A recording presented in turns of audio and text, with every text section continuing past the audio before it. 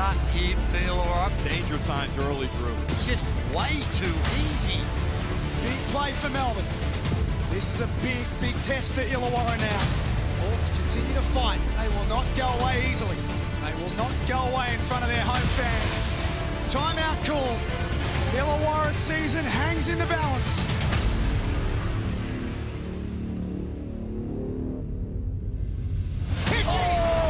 Pulls it back and flushes it with a high degree of authority. What a pass to Froling. Harvey in the floater. Froling with the right hand. Hawks on fire. Clark catch and shoot three. Got it. I cannot believe what we are seeing. The foundations of this venue are shaking right now. Deep breath Illawarra. We're not done yet. 2 points separate these two teams. We've already been to overtime once. Clark, no foul. Hickey, offensive rebound. Scores! Incredible from Will Hickey. The want, the desire, the effort. He comes up with one of the biggest plays of his career. Overtime. We are doing it all over again. Hickey on the move. Got it.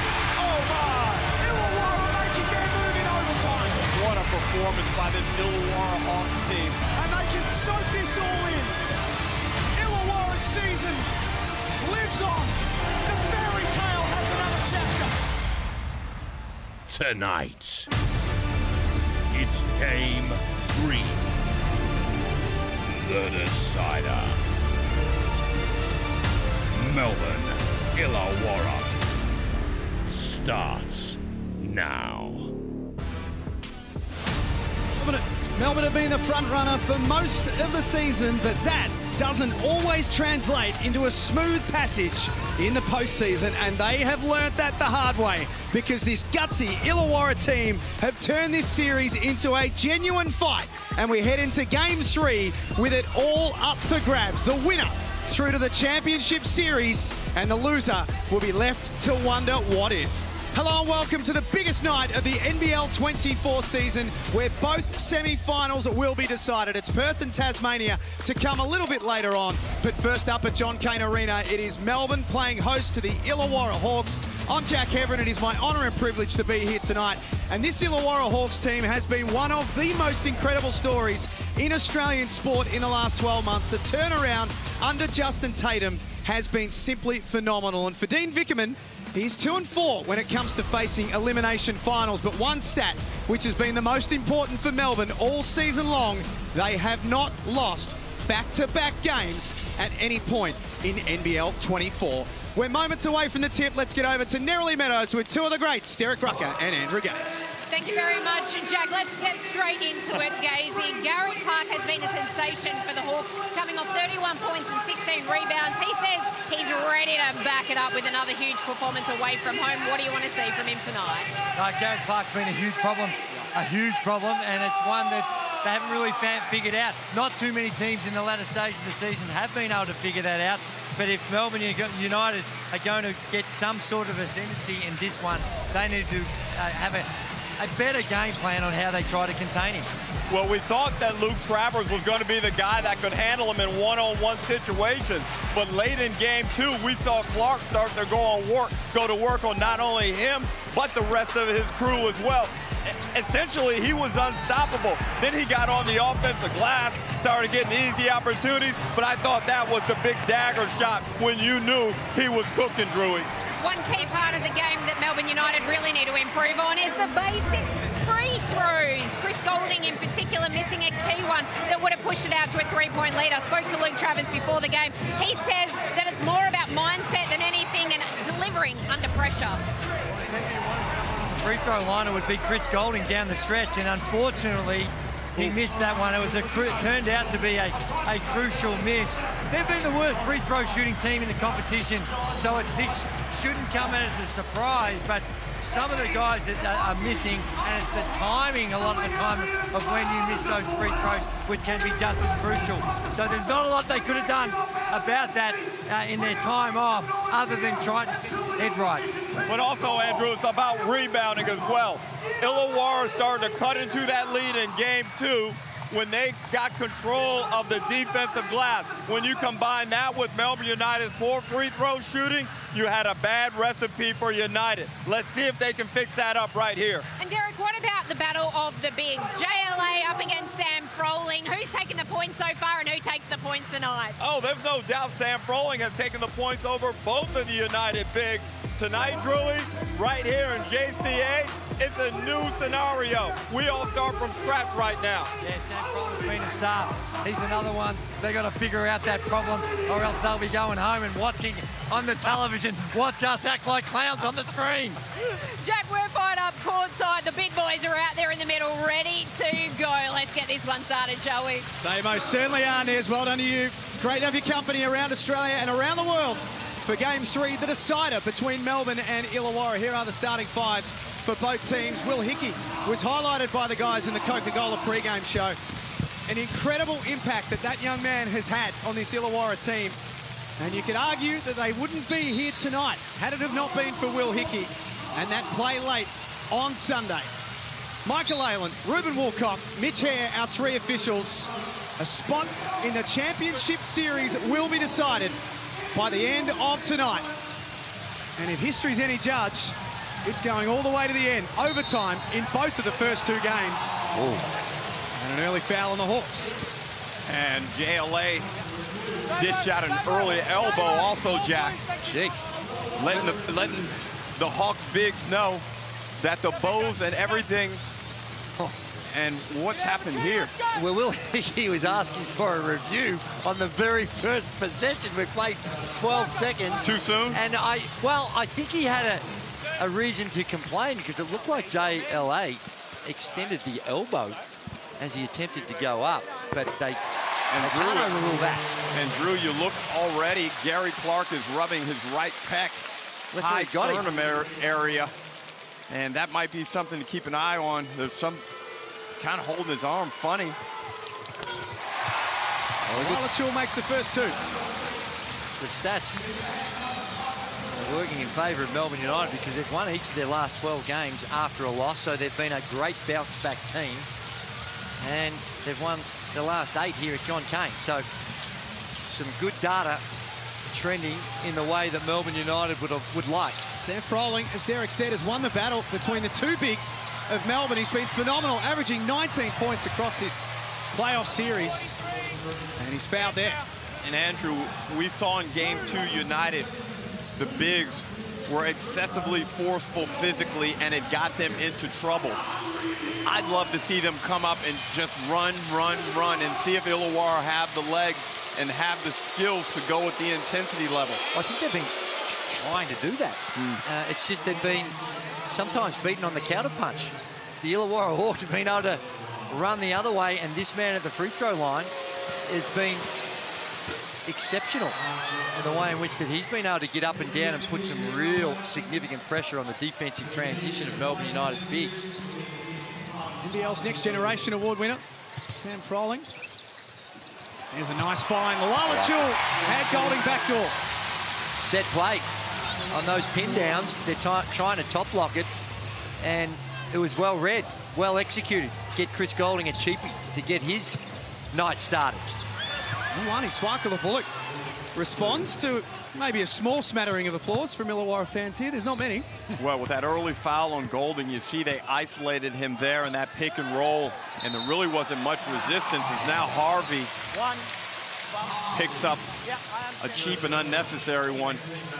And this is the balance. You've got to play with the requisite intensity and intelligence and skill and focus. This is why big games are so difficult to excel in.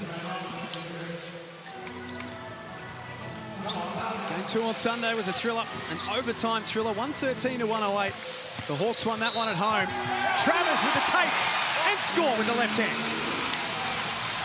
This has been a feature by both teams, the ability to attack the paint off the bounce.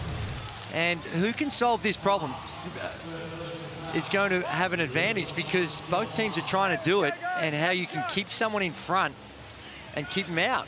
Well, that little moment of hesitation and lack of clarity between Hickey and Clark led to that easy attack with the left hand from Travers. You got to be more decisive and communicate better, and that's inexcusable. Dellavedova continue to provide the hustle and those real dirty plays that somebody's got to make, Andrew, if you want to advance. Well, your first comment is the most appropriate. This is inexcusable. For all the praise we give Gary Clark, sometimes it's the very small things on a poor free throw shooting team. You need to be acutely aware of your boxing out responsibilities.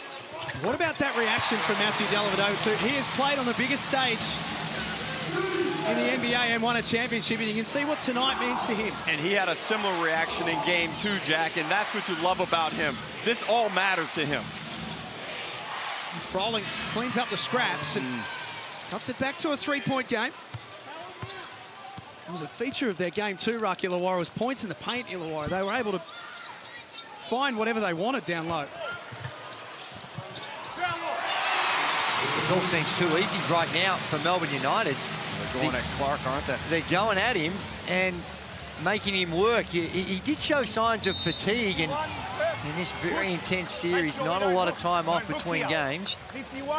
And they're trying to test him, and perhaps sometimes your best defense is your offense, and try and put some pressure on Clark, get him in some foul trouble.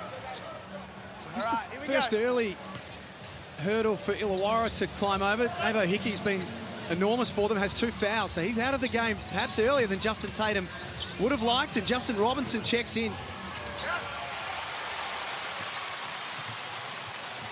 Dellavedova with the ball handling duties.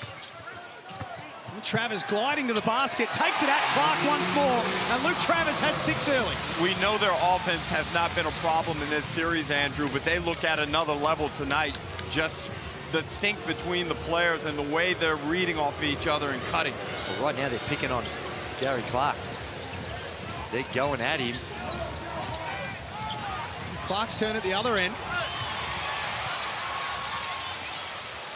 31 on Sunday, but can't get things going there. It's Melbourne who lead 13-6 in the decider. Travers with 2 more. Early problem for the Hawks. Luke Travers making a statement in the opening turn. Andrew, we know how versatile and valuable Luke Travers is. One of the best two-way players in the competition. 8 points on 4 or 5 shooting already, 3 boards. Significant contribution in just 3 minutes of play. Luke Travers caught up with Nerily Meadows pre-game, which is timely for us, and they spoke about the focuses for Melbourne coming into tonight. Has there been a little bit of free throw practice since Sunday? I feel like everyone sort of gets it in. It's just about, I think it's more mental side, just about not overthinking it. And once you're at the line, it's, you know, it's 3 points. So I think once we sort of, you know, flick that switch of the mentality side of it, will be pretty good. Just finally, what's the key tonight? It's all defense. We're allowing too many points for our liking, like I've said before, and we're a really defensive-driven team. And once we get those stops, where you know we're hard to stop in transition. So if we get those, we're going to be good. Ruck, take us into the, I guess, the Melbourne mindset from Sunday. Tough game, physical game, come up short. What would they have been thinking about between now and then? Well, I think Dean Vickerman would have been happy with about 75% of that game. And thematically, they have come out in this game just like they did in game 2, shooting a high percentage from the field, Andrew, attacking the glass and dominating the glass. The rebound count is 5-1 already. Well, it is, and there are a lot of similarities to how this was looking early in that game too. And the Illawarra Hawks have now got to find the formula away from home without that raucous, rowdy support, and how they can, again, repeat, keep them out of the paint. They got 15 points. 12 of them already have come from bunnies around the basket. Hawks almost turned that over. They are a little rattled early here. They are, because that was the improper decision on that pass. They got lucky that it came off JLA. They can retain possession. But Justin Robinson's going to have to provide some offensive punch where he was apprehensive in game 2. He needs to be aggressive here. They need him desperately. And Clark pulls up over the top of Travers. Tough shot with a hand in the face. Aaron Clark, 0 from 2 to begin tonight. Has his hands full at the other end. Dellavedova surveying his options.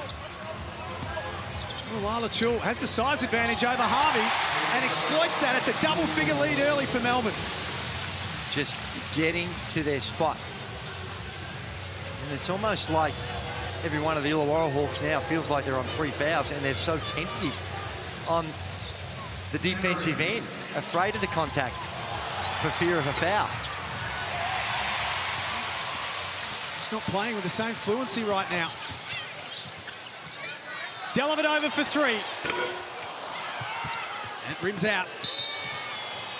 Well, that's a mini break right there that Travers gives up 1 foul because he's a real problem out there on the floor. And as you said, Andrew, Illawarra in a tough situation, having already committed 4 fouls. They've got to play really smart defensively for the balance of this quarter. But you've got to play defense. Yeah. And they're just allowing that drive because of the fear of the fouls. But you can't accept the quality of shots that Melbourne United have been able to get so far. There's a good look for Swakala Bullock. 18% across postseason. Wani Swakala Bullock, he's a better shooter than that. And he fell asleep away from the ball there in transition, Jack. And then he wound up chasing hard. I mean, his effort to get to Golding was very good, but very careless. And now they're in that situation we just talked about. Melbourne United will be shooting 2 free throws on all contact from here. It is. You're right, that was just out of position and clumsy connection with Chris Golding, who is going to go for the free throw line and try and exercise himself of some demons that might be lingering. He's not thinking about that anymore. He's into this game. He's moved. Excuse me? Sorry, Andrew. As I said, has yet to be able to exercise the demons that can sometimes float around, even we are aware of those demons. To great free throw shooters. You go to that line, and that hoop looks real little. It's like a thimble. 12-point lead to Melbourne. Nerily Meadows. Just to start that Luke Travers has made, it's been great to see from a Melbourne United perspective, but speaking to him before the game, he admitted he was super nervous heading in. I asked him about pressure and what that means to him, and he said this right here is pressure. This game is pressure. He has started so well, though. Clark with his feet set. Big offensive rebound by Hook Porty. Take 2.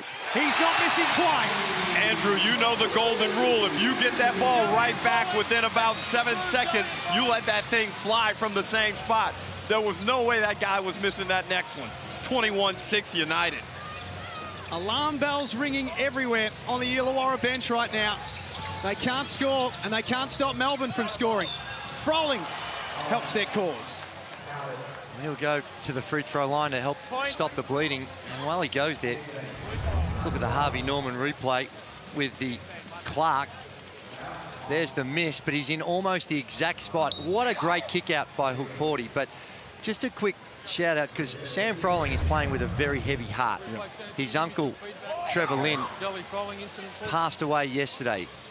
Sam went and saw him, and 20 minutes after Sam went and saw him, he unfortunately passed away. Now, Trevor Lynn is part of the basketball family. Played 3 seasons with the Westside Saints back in the 80s, also with the Giants. And he lost his battle with cancer. And Sam is honouring this game to him. He's got a little message on his shoes. And our thoughts are with Jenny, Shane, the entire Froling family for what they're going through right now. Very well said. Hanjung Lee is into the game with immediate impact, and it's back to 10. They've scored the last couple of buckets. That's correct. And Drew, getting out to this type of start from Illawarra, I mean, you're playing with a lot of fire. Speaking of which, Ariel Haporti says, allow me to introduce myself. Well, it is, but gee, it's so hard to play defense. He just gets pushed over. Now, to me, that's got a strong hint that that's an offensive foul, because What do you ask? That's a big guy. I don't see any flop there. That's just a guy bullying his way to the basket. Well, I think he got a similar play called against JLA in game 2 on the baseline. White 2. Maybe not as much contact Blue 43. and intent Hold. as the JLA move, but that probably warranted something. Keeping an eye on Justin Tatum as Chris Golding checks out. He's really working the officials at the moment. The feeling is that there's a bit of holding and a bit of grabbing going on, and that in his mind, Illawarra are on the wrong side of that right now. Well, I've been watching the Ian Clark-Tyler Harvey matchup, and Clark is really embracing it literally and doing a good job of slowing Harvey up away from the ball. Now, if I was Harvey, I'm going to the referees and being really firm and letting them know, watch me the next time I'm away from the ball. Watch me. Drew, you were great at doing that. Well, you got to let him know, but it's not like Chris Golding's not experiencing a similar type of treatment down the other end. Still 4 minutes to play in this first quarter. Melbourne set to put a big number on the board in the opening term as Ian Clark throws that to the coach. Dino's still got handles. I don't think he's taking that as a compliment right now, Jack. No, he just gave me a look that said, I didn't want that. Lee off target, kept alive by Peatling. Illawarra, such a strong second chance points team. Robinson wide open, must shoot, and knocks it down. And that's the approach he must take. That's the correct mindset. And look, Drewy, it's back to an 8-point game. It is, and he was reluctant. He was a reluctant perimeter shooter in game 2. At that time, there was a lot of hesitation. Travel. Clark swings to Dellavedova. Extra pass for Illy. That's short. Hook court. He just wants that ball.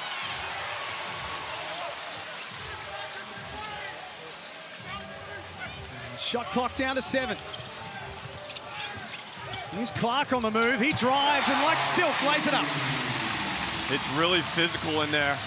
In the lane, the bigs are doing a lot of shoving and pushing. It'll be interesting how the refs handle this going forward. Ooh. Double-digit lead for Melbourne. Illy downhill, off the glass.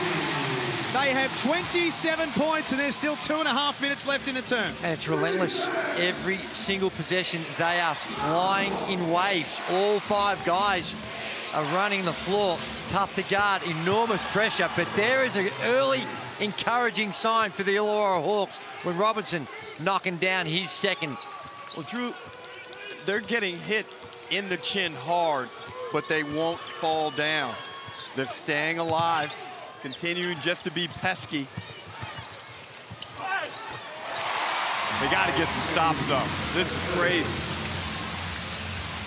It's tentative, but full credit to Melbourne United. 12 of 17. They've been quite hot. Robinson fell over. He thought he was fouled. 3-on-2 up ahead. This dude from Peatling.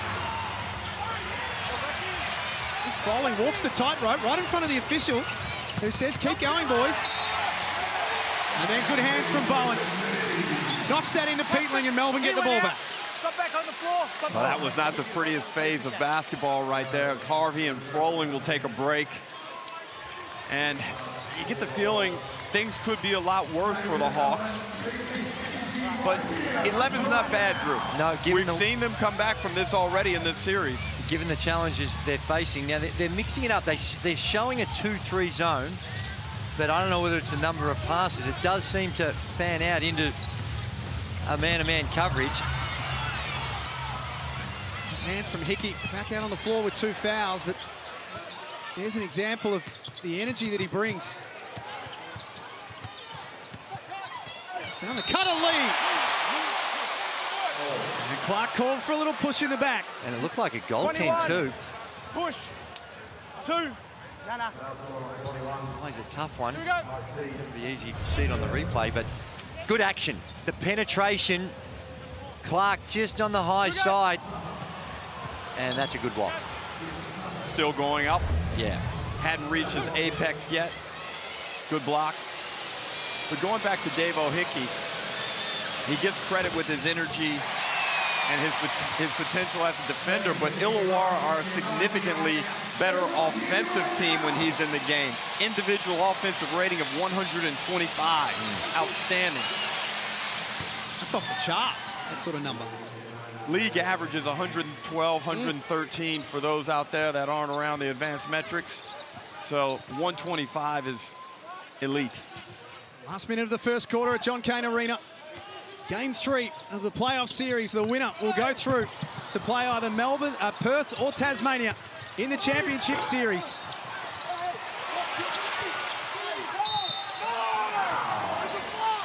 Hawks whistled for another foul.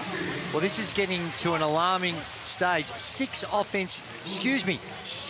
offensive rebounds by Melbourne United. And, you know, although they were still dominating, you just felt when Froling's not on the floor, you just don't feel as comfortable that there's that size to compete with Melbourne United around the basket. And that's no knock on Peatling. It's just the dimensions of the that's body right. are what they are.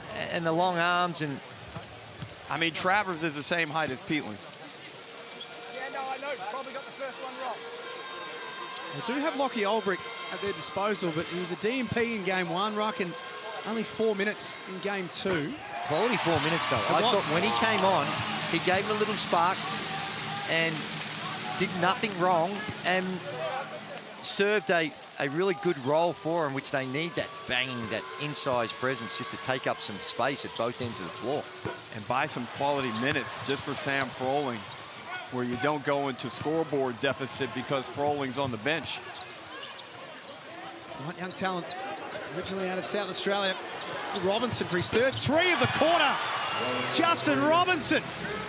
Amazing how he could have been so tentative, Andrew, just 3 days ago at home. Yeah, well, he was 3 of 13 here in game 1. And I think that knocked his confidence around a little bit, but this has been a very high-quality finish for the Illawarra Hawks, and the margin's back to 6. I told you a couple of minutes ago. I don't know how they're in the game. It was as high as 13. Illy with the last shot of the quarter. This Illawarra Hawks team do not know how to lay down, and that first quarter is the prime example of it. 30-24, quarter time at John Cain Arena. This is playoff basketball in the Hungry Jacks NBL.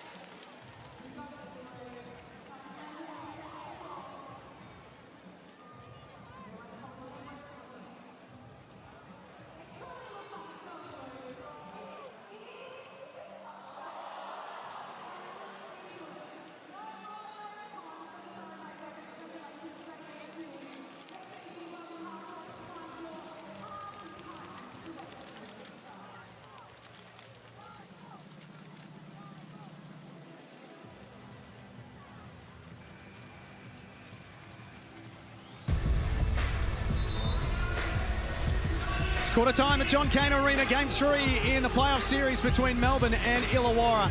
It was United who shot out to an early 13-point lead.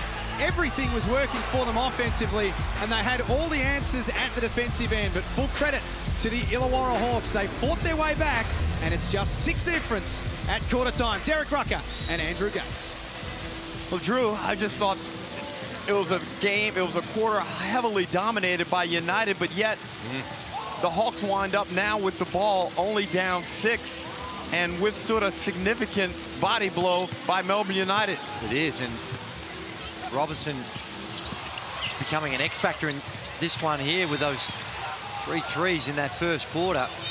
And it was the offense that got going. They had 6 points in the first 5 minutes that quarter, but then they had 18 points in the next 5 minutes. So their offense was transformed despite getting eviscerated on the boards. But the common denominator is Sam Froling. He had 7 points. He continues to just keep producing for these Hawks as Clark goes to the mid-range step back, no good. And here come the Hawks again. Robinson looks up, has Swakala Bullock running the lane. He scores, and it's a 4-point game. And might have been lucky not to be going to the free throw line for the N1. Nerily Meadows, there's a lot of energy around the Hawks bench at quarter time. Listening in to Justin Tatum, who is channeling his inner John Lennon with a few expletives thrown in. Imagine if you came out with that to start with. We're only down by 6. Imagine if we hit the boards from the get-go. They lost the rebound count 13-5. There were a lot of imagines thrown in, trying to G up his boys. Basically, we've got the talent. We just need to follow up with the action. Well, they have this going in their favor. Chris Goulding has 2 fouls. They forced Melbourne United into 4 turnovers, and they're only down 4. Now they can settle back in, kind of get back to the blueprint. As Delhi makes a tough shot. He just continues to finish well at the rim. But you know what I mean, Drew? They can kind of settle back in now. The panic is gone. No, that's true, and they'd be relieved and feel like they've been given a second life here because it was looking real bleak. But they were in that situation, like we said, in that game 2, and they were able to find some answers. And there's just a great play by Joe Lawala-Chul Jr. Yeah. Peatling arrived late. You catch a little bit of body, perhaps. White 9, and In fact, the foul will be on Swakala Bullock, not Peatling. Just not sure with the way they're guarding Delhi. Here we see that play by Joe Lawala-Chul, just gets the hands in. And I'll take your sandwich moment. And not a lot of contact there either. But how they're guarding Matthew Dellavedova as well. I don't know about you, but he goes right and finishing. When he goes to his right, he is scoring at a very efficient way or getting to his spot. Now, he can go both ways, but I'd be more inclined to try and take away that right hand. Well, he's so good at getting his hips down and then getting his shoulder and the left side of his body into you and creating space. A soft touch by Lawala-Chul. He has 6 points. And Melbourne just creating a bit more space. Get it back to 10, which is a more comfortable margin for them. Bowen reaching in, had some foul trouble on Sunday. He's whistled for one there. Minutes played in the series. How big of a factor is this going to be tonight? You look at a guy like Matthew Dellavedova, 35 minutes in game 1, 31 in game 2. Luke Travers has played 36 and 34. Sam Froling has played 33 and 36. Tyler Harvey, 33 both games. Well, I think all those guys are in pretty good condition. We saw Dellavedova have some work on his calf late in game 2. As Clark misses in tight. Hawks will keep the ball. But Jack, back to your question. I think there's space for a guy like Flynn Cameron to come in and provide a bit of a cameo. As Delhi, we know he's going to go hard. Didn't get much love from the Hawks bench either. I hear what you're saying. I think he's more than capable. I love him. But I just... It's who do you take out? Yeah, that's right. And you playoffs, you're normally shortening the rotation. That is a shot that Melbourne United will live with. And that's where Davo, he just got to get a head of steam up and just drive into that traffic. Either finish it or kick it out to a shooter, because they're going to give him that shot. Got his hands full chasing around Dellavedova at the defensive end, Will Hickey. Porty got to that left hand and scores. That's a very nice move. Realizes he has a shorter defender on him. He's able to spin baseline and get into his little jump hook, Drew. Minimal contact. Good quick spin. And that's a presence on that low box. It's 2 on Clark. Melbourne have scored the last 9 after conceding the opening bucket of this second term. They have settled. That's aggressive from Will Hickey. Head down to the basket. And Drew Bowen's having a tough time guarding these guys out on the perimeter.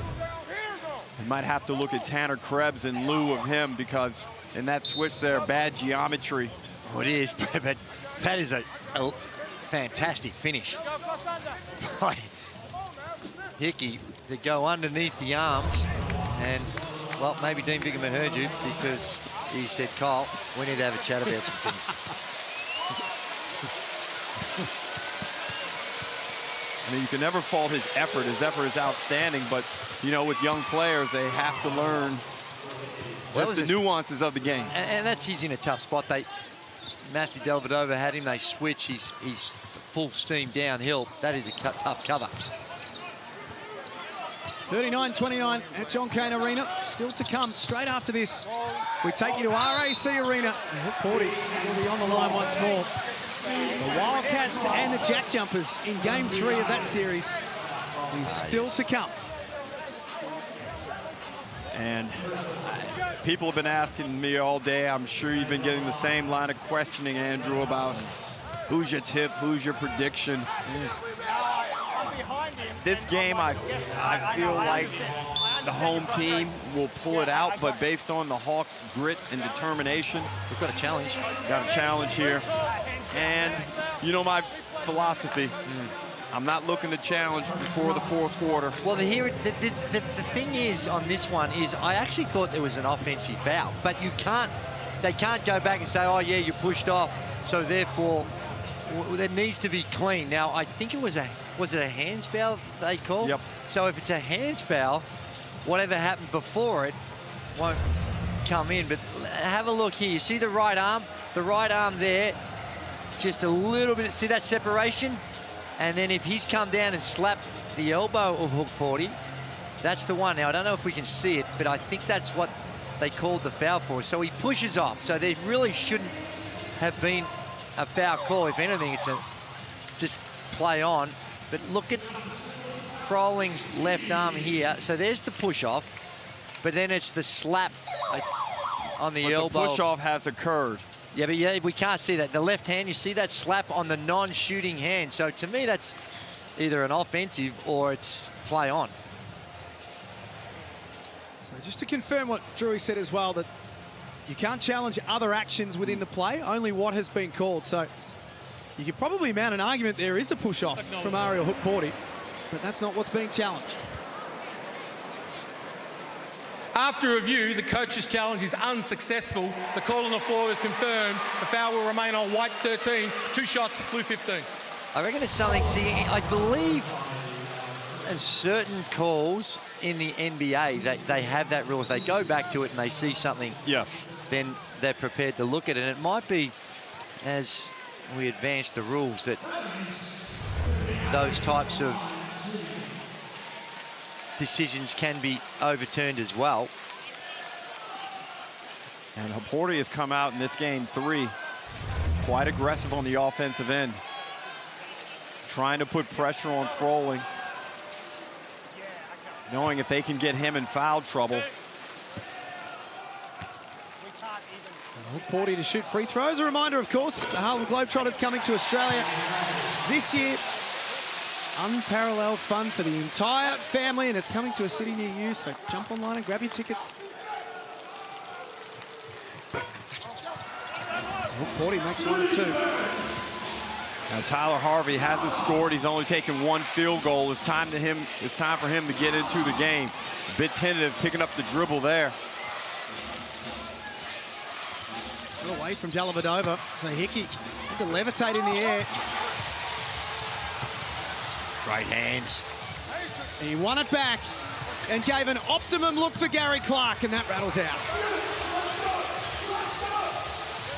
And when you're playing catch-up, Gary Clark's not going to get a more wide-open look like that. You need to make those. Golding playing with a couple of fouls. Excellent defensive possession. You needed that after you missed that good look from a three. There's nothing worse than coming down and getting scored on. It was only the second field goal attempt for Chris Golding too, so I know he had those fouls sat out a chunk of the first quarter, but he'd be keen to get something going, and this is a time where perhaps you call his number. You have a set that you can go to get him a shot, rather than just have him go on a native one-on-one play. Robinson had 9 points in the first quarter. All came from outside. Hickey got 2 feet in the paint. There's another one that jumps out. Hawks are hitting a stage in the game like they did in the first quarter where they can't score. Well, Hickey can get the ball wherever he wants to, Andrew. It's just a matter of whether he can finish for himself or find some teammates and make another play. And Froling going to walk on the Wallachul. Good D. Oh, great touch. Take us into the mindset, Ruck and Drew. A guy like Tyler Harvey, you say he's got to get going. He's had 1 field goal attempt in the game so far. How do you get yourself in a big game like this involved more? Well, for me, it's about, like we're talking about with Chris Golding, if you have an offensive set that you can go to, and he knows that that's what everyone's playing for. We are running this set exclusively to try and get that player a shot, to try and get him going. And of course, you'll have some alternatives that you're going to look at as well, and that is a very good alternative right there with Sam Froling on the box. But it also comes down to communication. We see Froling get to his right, and then he turns, works his pivot foot, which he's great at, gets a soft touch. But oftentimes in dead ball situations like this, Jack, as the point guard or the floor leader, you can come together and say, hey, guys, can we feature me for a bit? It doesn't mean I'm going to shoot the ball. Yeah. But I need to get involved in the game, make plays, try and change this tempo and get it a little bit more in our favor. And that's a good point. It's incumbent on the team to recognize that he hasn't been involved, and the team to recognize, hey, we've got to figure out a way to get him going. How do they keep getting back in the game, Jack? Because they know no other way, Ruck. It's been the story of them under Justin Tatum. Melbourne are a well-oiled machine at the offensive end, though. Andrew, this has been one of the best playoff series I've seen in a number of years from standard of play perspective. Sure. Oh, no doubt about that. It's fine for Justin Robinson. Timeout, Dean Vickerman. They refuse to go down. Well, Andrew, you know how frustrated Dino must be. Well, that's right, because he sees these opportunities to really get a real stranglehold in the game. You get to that 13, and then the Hawks make the charge, get right back into it. And there was another example of just what we saw, the penetration. Ian Clark on the weak side gets caught ball watching, back cut. That's the second or third time we've seen that in this game. So they're well accustomed and conditioned to know how to deal with it when they catch someone ball watching. Pre-game, Nerily Meadows caught up with one of the stars of Illawarra, Gary Clark, and they spoke about whether the Hawks have played their grand final already. There are some people that say maybe the Illawarra Hawks have played their grand final already. What do you say to that? I mean, well, if that's the case, we've played like 8 of our last 10 games have been grand finals. So if you're betting on anybody, I would say bet on the team that's been in like 8 of them the last 10. Yeah, they've managed to just keep continuing to find ways. They were disappointing in the first final. There's Monique Conti, dual sports star, AFLW star, WNBL star, also the partner of Will Hickey. And if you watch Mon under the baseline, she is riding every single possession right now. And she's cooked the refs a couple of times when Davo was called for a foul, which is okay as well. Well, to be that great at 2 sports, Andrew, you got to have some self-motivation. Of course you do. Some drive. Yep. And spirit. And some terrific DNA that allows you to just have the speed and combine that DNA with a great work ethic. Luckily you had basketball, Drewy, because your golf game is wow. It's scratchy at times. It's improving. Folks will be watching and will back me up on that. There's Golding on the move. Tough shot. Little floater. That goes. Nerily Meadows courtside. Just keeping an eye on Matthew Dellavedova and the energy that he is bringing, the intensity that he's bringing. He does not want to see any of his teammates even slightly looking tired. Ian Clark was on his haunches during that timeout. He tapped him on the shoulder. He said, "You're right, mate, you're right." And then he went back down on his haunches and said, "You're right, mate, you're right." We know that this season, Delly put in more effort than ever to work on his own fitness, changing up his diet, changing up his routine in the gym, and he wants everyone to come along with him for the ride deep in the season. Well, Andrew, you know what Delly's thinking. He saw how pivotal every point was in game 2. Of course. He realizes, like, we cannot afford to be sloppy or careless in any manner if we want to advance, because this team just keeps bringing it, and they block a shot there, and they're away. Swakala Bullock drives and scores after getting a hand on the Golding shot. And perfect execution. He closed out on Golding and just kept running. It was the air ball, and that was the benefit of it all, and the good lead pass. They were down 13 early in this second quarter, and again, the Hawks have got it back to 5. Make that 3 off the lob. Timeout once more, Melbourne. Impressive. They are clearly not going to be afraid of the moment, the Illawarra Hawks, because they've been in some situations where you're thinking this could get away from them, and 3 times now they've come back and got themselves right back in it without any hesitation. And I think we're prisoners, Andrew, of a memory that is no longer relevant. The September, October, November Illawarra Hawks.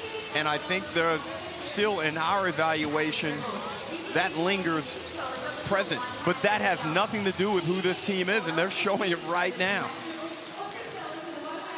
45-42 in the snooze timeout, Melbourne leading. And there is Larry Kesselman, who today, in fact yesterday, the paperwork went through and sold a slice of Melbourne United for a cool $4 million to the man sitting next to him right now. The interest in the league, Ruck, and to think that we've now got shares of teams going for that sort of value, and it doesn't feel like that long ago Larry bought the league for 6 or 7 mil. And congratulations to both men. You have to have a buyer. Aaron Sansoni, that man is next to him. Congratulations, he's now a part owner of one of the most iconic sporting franchises in just a short period of time, Andrew, Melbourne United.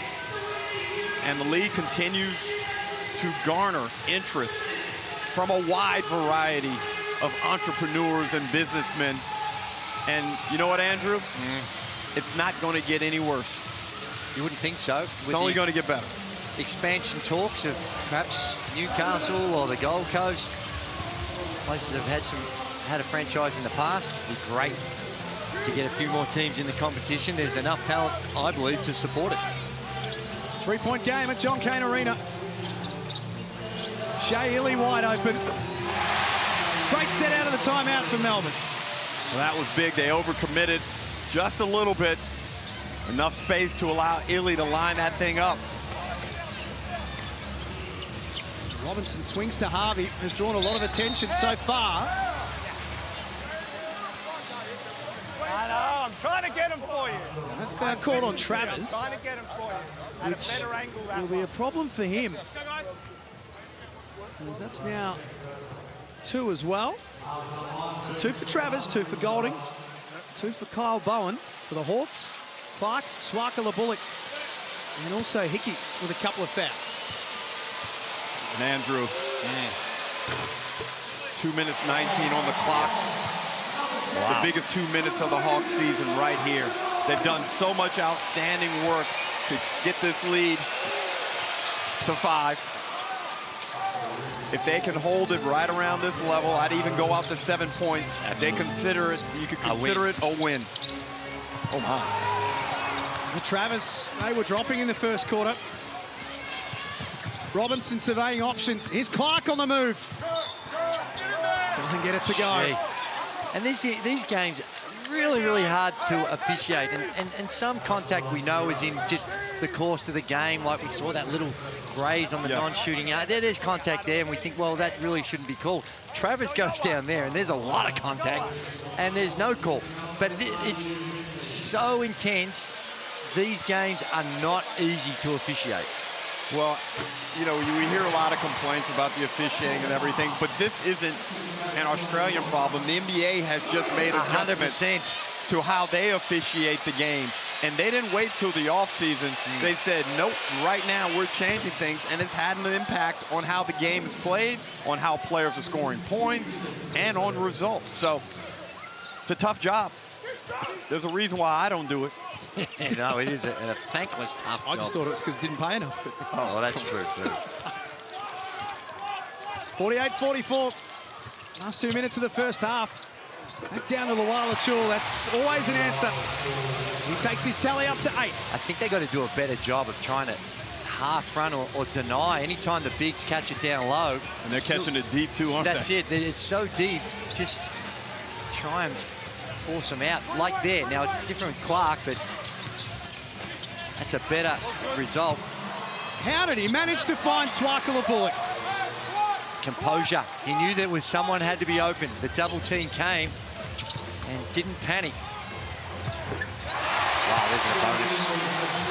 Shea Illy has not been reliable from the three-point line, but has shown throughout the course of his career he can knock them down. And that's his second in the quarter. Just 24% across the season. Swakala Bullock unsuccessful. He's a bit slow to get up, so Melbourne with the advantage at the offensive end. Really fumbles this time. Golding next to the Melbourne bench.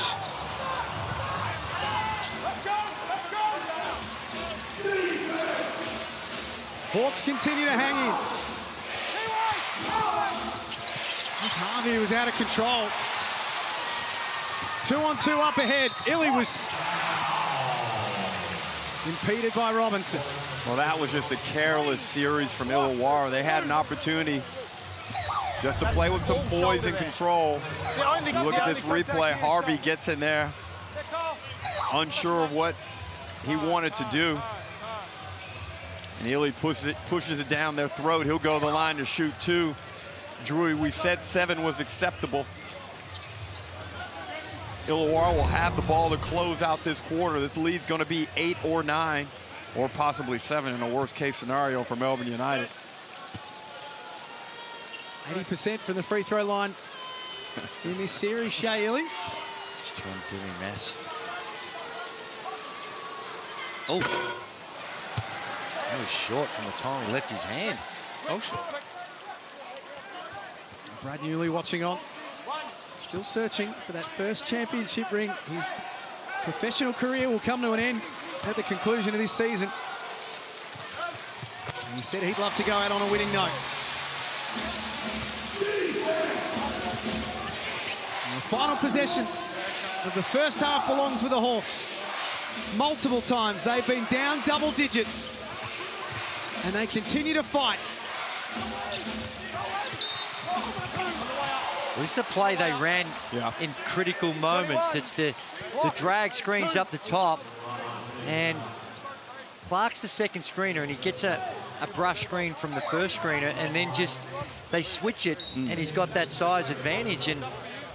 And they've run it with different personnel, Drew. That time they put Harvey in the first spot. Sometimes we've seen them run it with Froling in there, and it's more traditional shakes. Well, it is, but I think what they do, they like to put Harvey there because they know that the small is going to be switching onto him. So he can't make the free throw, but it's one of their go-to actions to get Clark involved. And one of the Hawks' go-to strengths has been their free throw shooting in the series. Right now, they've dropped off a little bit. They're 10 of 15, 67%. That's more Melbourne United-ish. That is. They were 62% on Sunday, Melbourne United. A big what-if for them. Golding got it away. It won't count. 7 points the difference. You said it was acceptable at halftime, Derek Rucker. It is, and you know, if you're an Illawarra Hawks fan watching it down at the party in the Gong, no need to be disappointed with your team. They fought back. If you're a Melbourne United fan, probably some apprehension knowing that these Hawks won't go away, Andrew. Let's get over to Nez. Got Ian Clark alongside me. As we just said in commentary, they're not going away. How do you put the nail in the coffin? We got to be better, including myself. Got a couple live ball turnovers that get them easy buckets. And I think we got a couple quick shots. So being able to be better with that in the second half, and I think we can keep them at bay a little bit. You hit the boards early on and we're really dominating that area, but they've got back into it. Is that a key for the second half as well? Yeah, for sure. We know they're going to keep coming. They've done it the first 2 games. We don't see them changing that now, so we got to do a better job with that. Appreciate your time. Halftime here at John Cain Arena. Winner goes through to the Championship Series. Loser goes home. It is 54-47. The home side, United, up by 7.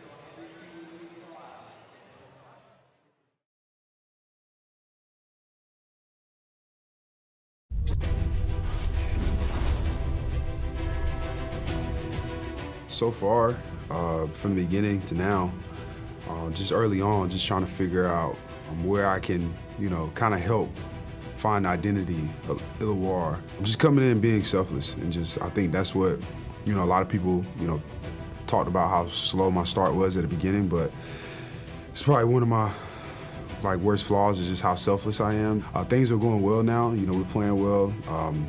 The guys are looking for me. The guys are trusting me. The coaching staff are really pushing for me to, get going early and just, riding through me is pretty much the tell of how things have been going. Unbelievable coach, easy to coach because he's already understanding what his job is and what he has to do. So, he's a true professional. When I had the opportunity to take over, I just encouraged him just to get back into his ways, just get more comfortable, figure it on out. He's a true professional. I love having him. Gary Clark has been enormous right throughout this playoff series. I'd love a little bit more from him tonight, though at the moment it's Melbourne United up by 7 points up against the Illawarra Hawks. Matthew Dellavedova, he has been really important. 7 points, 2 rebounds, 2 assists and 1 steal, and a whole heap of intensity. But one stat that you've noticed, Derek Rucker, stands out above them all. He's a plus 20 in 15 minutes on the court. Drewy, we've been singing his praise and complimenting about how well he's played in this series, and he's playing the best basketball of his career, I believe. And that first half, to be plus 20 in 15 minutes of basketball, that's a stat rarely seen. Well, look, that personifies Matthew Dellavedova. The hustle goes along with it, the raw data. He's been special. 3 of 5 from the field. Hasn't been able to knock down the 3 ball, but the 7 points undersells him. But look at where he's getting his points. His ability to penetrate, a lot of it coming off the right hand as well. That's something the Illawarra Hawks, I think, need to look at because it's becoming way too consistent for him. But I think that Melbourne United go into this halftime break think, we let one slip here. We really could have been in a situation where we could be in a much more favourable position. On the flip side of that, I don't know how the Illawarra Hawks, are the Illawarra Hawks feeling like we're just hanging on? Or are they feeling like, hey, we weathered a couple of storms here and we're all good? Well, speaking of the Illawarra Hawks, Sam Froling, you said he's got some personal stuff going on, but he's been huge tonight. 14 points in the Big Band battle, and he has stood up this entire series. Well, Nerily, we always talk about how players perform in the postseason compared to the regular season. Sam Froling has stepped up 2 levels in this playoff series, and he's going against 2 of the better bigs in the competition. Those are NBA guys he's playing against, and he's outperforming them. First half stats, 5 of 6 shooting, 14 points. It is, and look at the head-to-head battle. And this is, I think you've got to give Sam Froling the points decision across the whole series so far, because he's had to do a lot of the heavy lifting without necessarily the same sort of support around him. The efficiency around the glass is what sticks out, and that low post presence that he provides, not just as a scorer. He is a willing passer, and if they come down and send that double team, he'll find the open man. But Andrew, one of the things that's hard for young bigs is to play with intensity and stay out of foul trouble. He's done a terrific job of that as well. And don't forget, this is the first of a double-header, a very big treat on a Wednesday night, because whoever wins this one will play against the winner of the next one. We head back west to Perth. It is the Wildcats up against the Jack Jumpers, who forced it into a Game 3. Gazy, this one is huge. Oh, this is game on. The Red Army's going to be out in full force, but the Jack Jumpers, if you look back at their series, they gave the Wildcats a head start in Game 2, found their way back in it. In Game 1, they just didn't shoot the ball all that well. Yeah. It's not that they necessarily played poorly, and then they had Keanu Pinder go out and knock down 5 threes. This is one that I really don't know. I think the home court advantage will hold the Wildcats in good stead, but certainly the Jackies have been playing the better basketball. Well, anytime the games are this tight, I go by a tiebreaker. Home court, okay? Perth. Best player, Bryce Cotton. But best team, I think the Jack Jumpers may be a better overall team with a better system. This is going to be so thrilling, Nerily. Hungry Jacks NBL absolutely delivering this postseason. Here at John Cain Arena, Melbourne United were up by 15 early. Illawarra got it back to 3 points at 7 at the main break. Don't go anywhere. We've got the second half coming right up.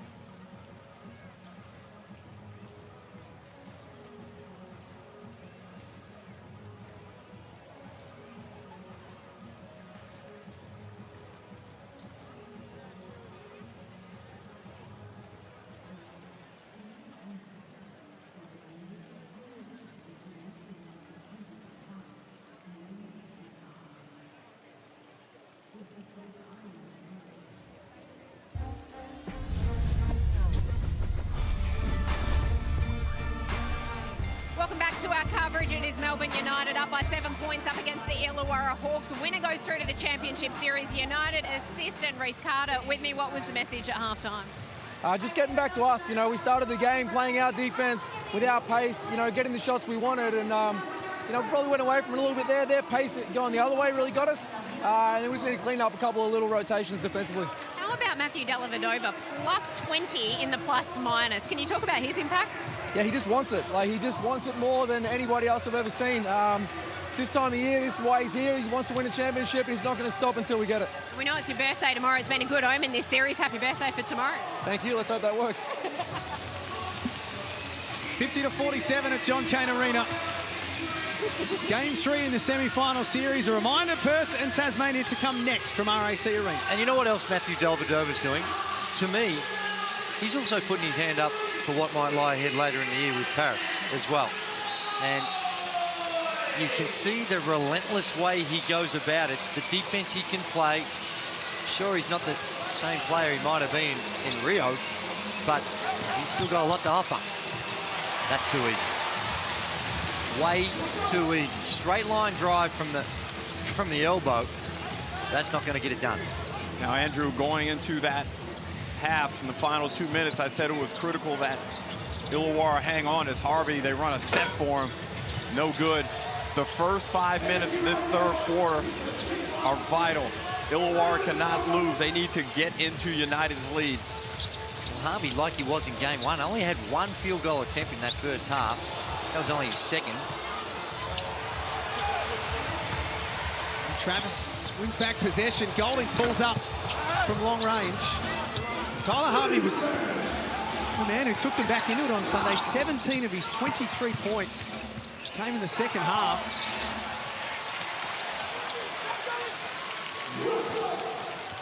Some sloppiness from the Hawks.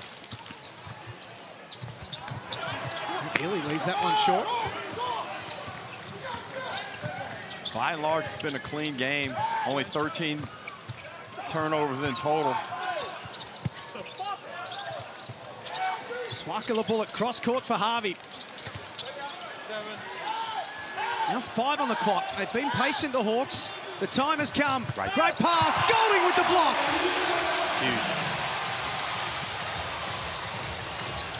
Huge. Big defensive play for Melbourne. Offensive rebound. This time, Illy drives. It goes. Andrew, dangerous times. Well, you know what I see? Illawarra don't have any focus right now. Well, you know what I see too? They've come out of this halftime break. They look tired all of a sudden. The pop's not there. Will Hickey has time to check his feet, check the label, and still can't get that to go. There's Chris Golding, but look at the recovery there, the helper. Look, Porty comes over to help, and Chris Golding in the flow there is able to get upstairs and get a hand on it. Hickey at the other end. Huge block. What lift and quick off the floor. Exceptional timing. Now, Illawarra need a series of stops and buckets. That is not going to help their cause. And Hickey reached in as if he was prepared to concede the foul, but the ball had already been gathered. And alarm bells should be screaming on the bench for the Illawarra Hawks. And there you heard it from JT on the sideline. If you don't want to play, then you're going to have to come and have a spell. Well, sometimes when you're playing at the level that Illawarra has been, and you go and you take that halftime break, you got to get it right away, but sometimes it just doesn't happen like that, and we're seeing this right now, and they're paying the price. A 6-0 run to start this third quarter. 12 points for Luke Travers, make that 13 on 6 of 9 to go with 8 rebounds. He's plus 11 tonight. He's had a fantastic series. Melbourne called for a grab that time. And they went with an old school after-made free throw play there, Drew, where they kicked it up the sideline. We haven't seen that for a number of years. Yeah. That was a very slick play. Now, that's been part of their repertoire for most of the season, certainly since Tatum's taken over. They're going to need to buck the trend, Illawarra. They've lost the second half in their last 8 away games this season. You're going to have to come up big in this second half. Harvey doesn't get that to go. He's 0 of 3 for the night.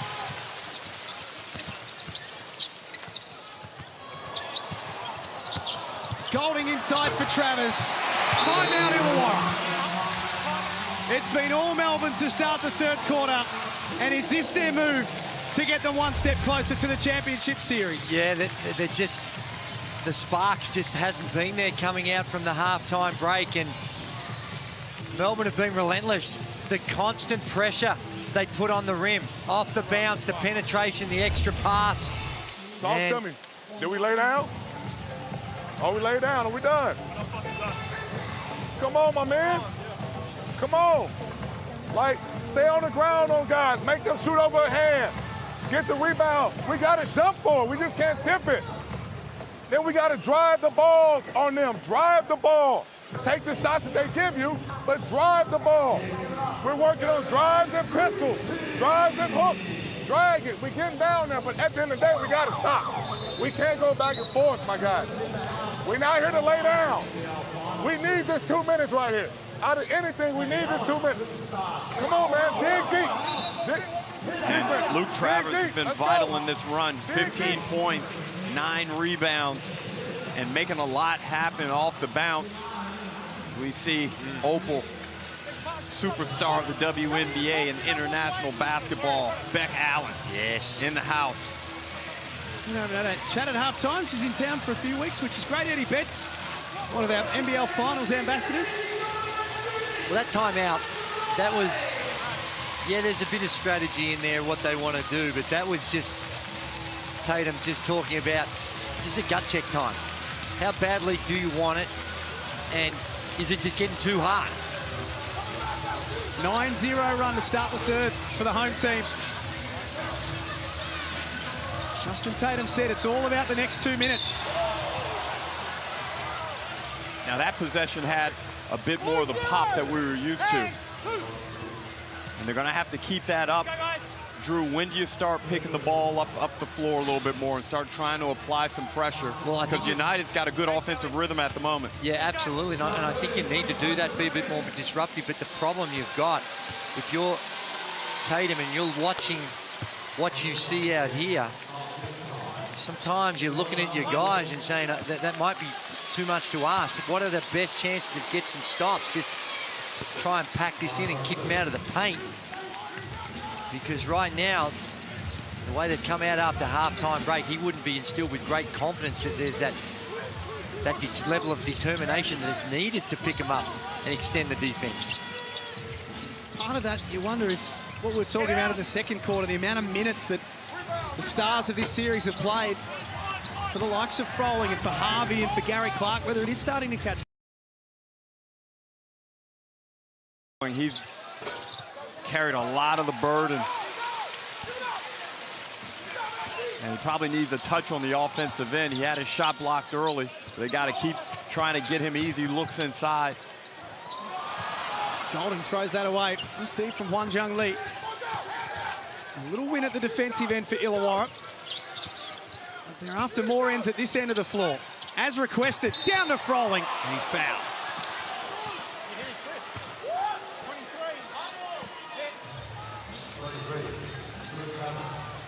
Dean Biggerman doesn't like it. He thought it was going to be on Joe Luala-Chul, but I don't think they want it on Joe Luala-Chul. He's got the 3. Well, and it looked like it should have been on Joe Luala-Chul Jr. Yeah, it looked like he had contact on the arms. What a series of postseason games Sam Froling has had for Illawarra. Averaging 19 points and 8 rebounds in the postseason. Can't make the second, but he's taken on 2 premium big men in this series and has won the battle.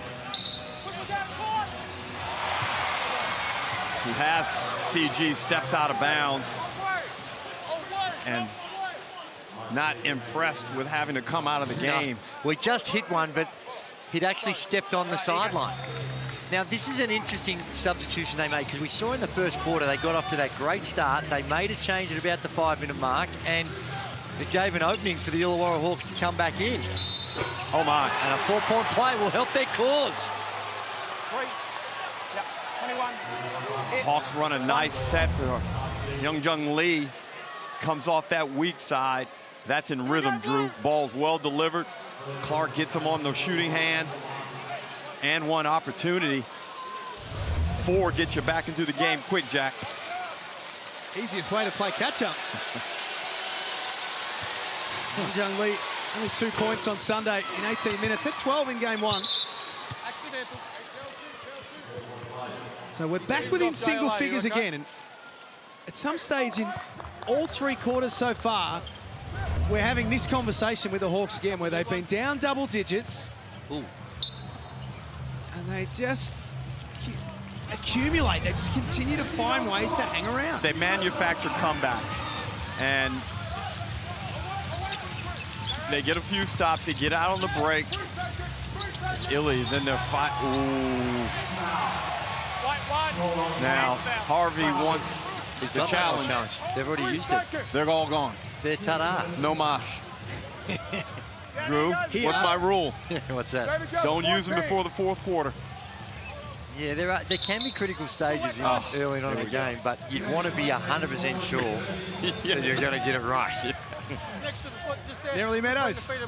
Just to your point, Jack, that Illawarra continuously come back into the contest. Melbourne United are acutely aware of that. They were boisterous, they were energetic at that last time out when they were up by 16. And Ian Clark, the veteran, just said, hey, hey, hey, we've been here before, remember?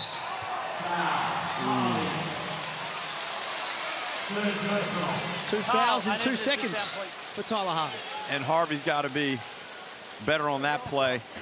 There's a way to still go for the steal, Drewy. As that guy's coming up, as he brings the ball down, you swipe up at it. As he's about to land, there's no need to try and challenge it up in the air. Well, that's it. He left his feet. Yeah. And you expose yourself to that potential foul. Wow. That's another whistle. Harvey again. That's 3 fouls in 13 seconds. And that's his 4th. They do not have a coach's challenge remaining. Here we go. Line up. Well, initially, Drewy, he shifted to his left and opened up the middle of that zone to Shea Illy. You see how out of position he was? And it's hard to tell from that angle if or how much contact came into play.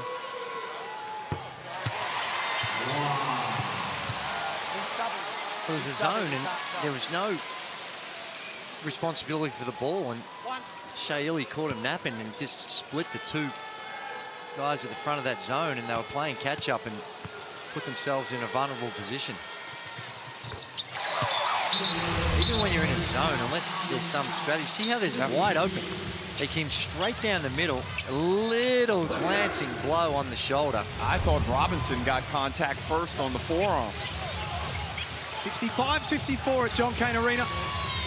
Up next, we take you to Perth for the Wildcats and the Jack Jumpers. And by the end of tonight, we will know who our 2 teams in the championship series will be. Joel Peterson, Liam Santamaria, Pete Hooley, and Joe Healy will be your call team for that game as soon as we finish up here. You can get all of that information, all the stats, everything that you need to know to prepare for the championship series, of course, Ruck, at the NBL app, nbl.com.au/app. That's where it's all at. Yeah, I like to keep that app open while I'm watching the game, Andrew. I don't know how you get down at home. You probably got the laptop right in front of you. As you can see from all these printouts, I'm a little old school. Yeah. And I'm not quite as efficient on the digital side of things, but yeah, it's a wonderful tool to have. Yeah, there's Latrice that have paid the price for having you on the coverage tonight. 10-point game. Ian Clark now out with 4 for Melbourne. So Harvey with problems for the Hawks. Clark for Melbourne. Offensive rebound, Bowen. Can't put it back in. Here's a chance, Andrew. Here's Lee for three.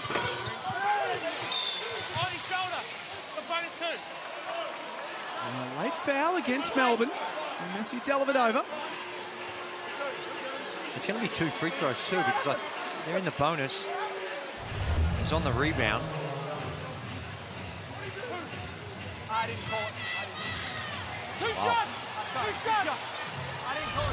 That was a glancing blow on the shoulder. Attempted box out. Whatever it was, Justin Tatum is elated with that because they got a really good look for Lee. Wasn't able to knock it down.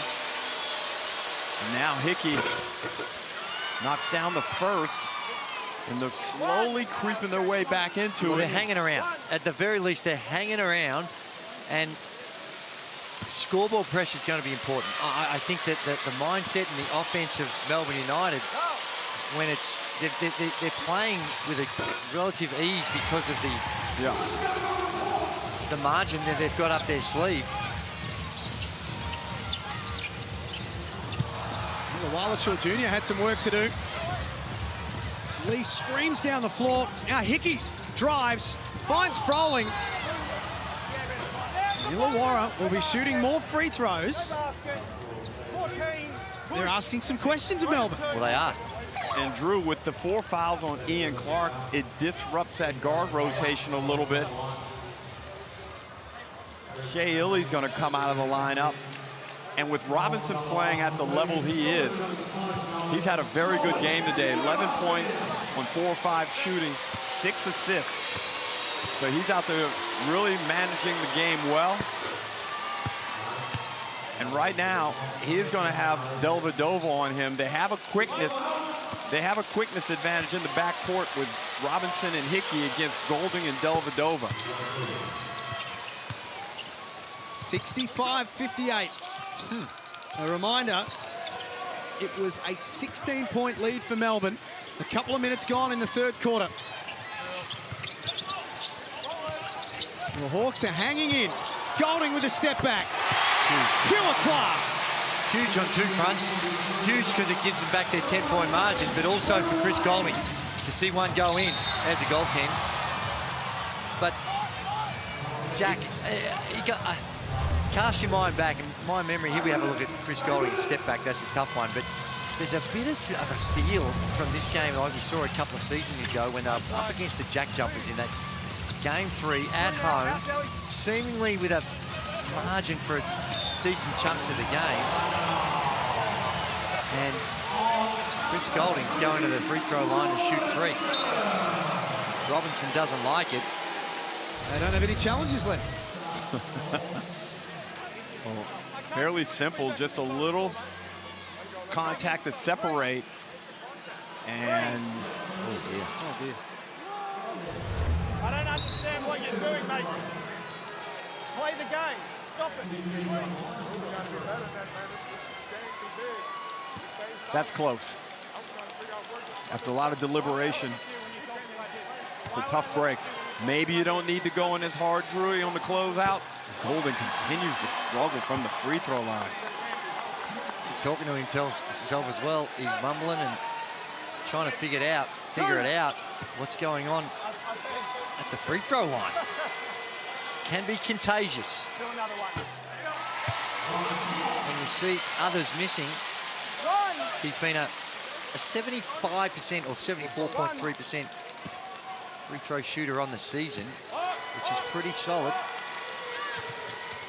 Goodness. 1 of 3. The door continues to remain ajar for the visitors. 3.5 minutes remaining in the third. Swing up top to Hickey. He wants to try and back down on Tanner Krebs. There's not much happening for Illawarra. Hickey no good.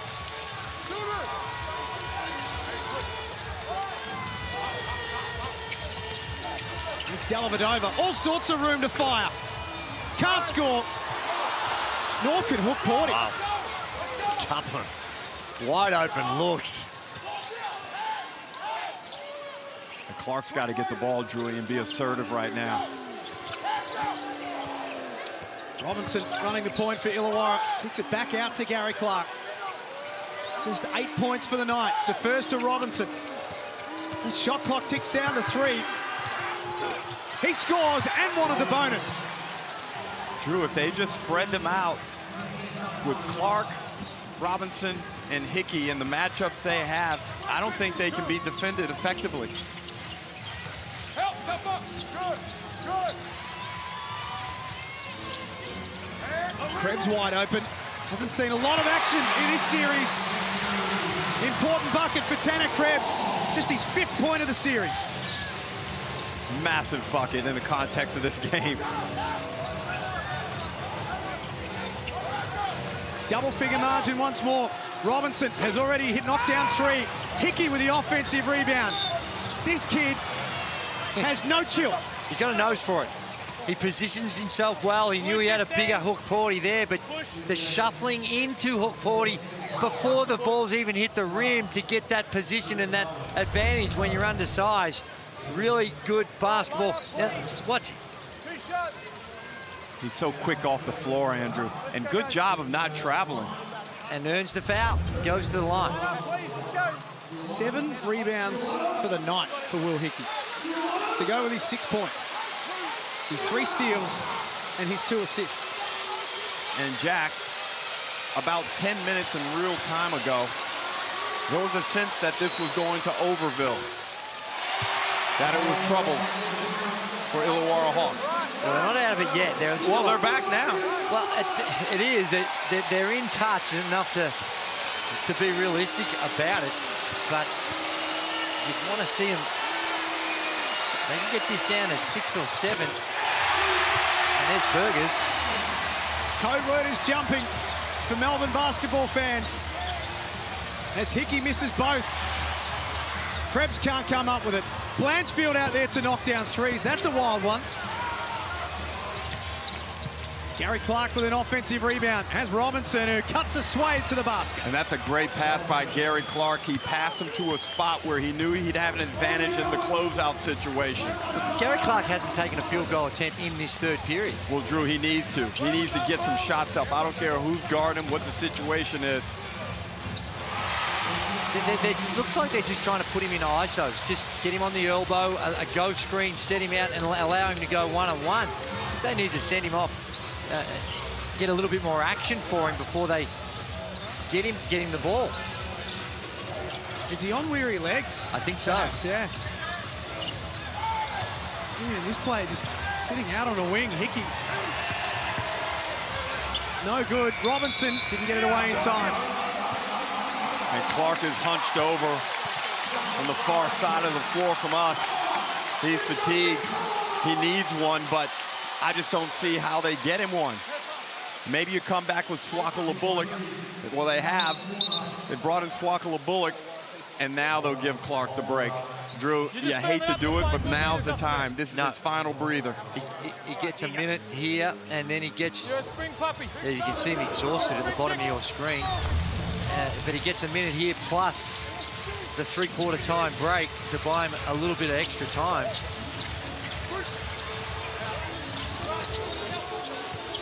Travers is tricky with it. Shot clock at 5. Illy, a little drop off for Golding. Bucket won't count. Offensive foul. Blue 51. Moving screen. Stop. Justin Tatum grabbed Gary Clark and said, come on, get back out there. Fair enough. We're on offense now. It's a lot easier to play offense than defense. Get back out there and give me a bucket. There's an 8-second differential between the shot clock and the game clock. So, no, I'm going for my best look here, not necessarily 2 for 1. No, I'm not. I'm saying that. Yeah. I'm just going for the 1, but I'm in fact going and saying, well, let's get this in the last 6 seconds of this possession. We don't need nothing early. Hawks trailing by 10. Rolling, couldn't hand off to Harvey. That's a great defense by Melbourne United. Now they need to go into creation mode. Fouls called with 1.5 left on the shot clock. Drew, big credit to Justin Robinson. He's come back and shown a lot of mental toughness after looking nervous with the ball in game 2. This is a big play right here to extract 2 free throws out of a pretty bad possession. Yeah. And not only 2 free throws, but 4 for JLA as he'll go to the bench.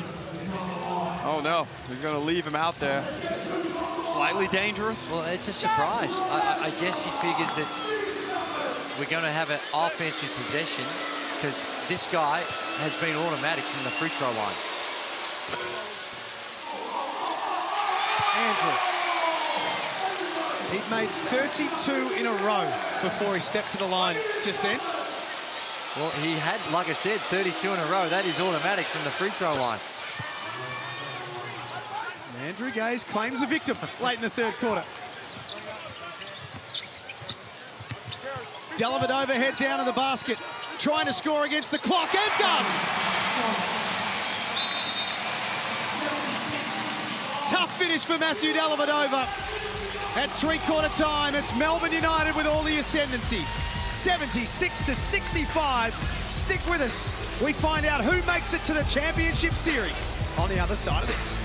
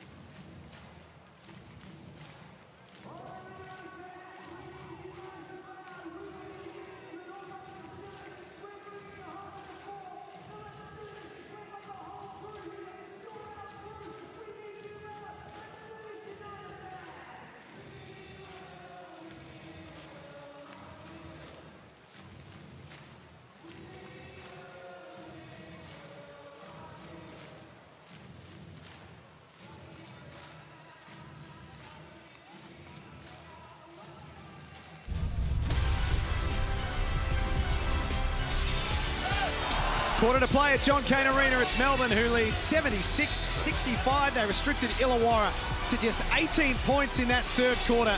Fatigue starting to become a big factor for the Hawks. The question now, what do they have left in the locker? Well, Andrew, they're going to need some steely resolve resemblant of that region, because right now they're getting nothing from 2 of their stars, Tyler Harvey and Gary Clark. They're spot on. And you look at it, Melbourne United only had 22 in that quarter as well. That was their lowest quarter.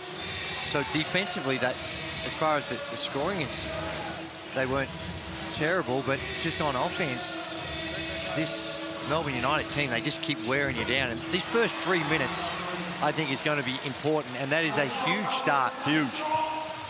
With Harvey knocking down the 3-ball. 1 of 5 now. Yeah, first made field goal of the night. 23 in game 2. As we said earlier, 17 of those came in the second half. We know he can do it late. Dellavedova, late clock. Unlike the end of the third quarter, couldn't score, but creates a second chance for Melbourne. Gary Clark takes care of the rebound. Legs are cooked, Drew. Got nothing underneath him anymore. And there's Hookporty with the jam. They're running waves. Hookporty.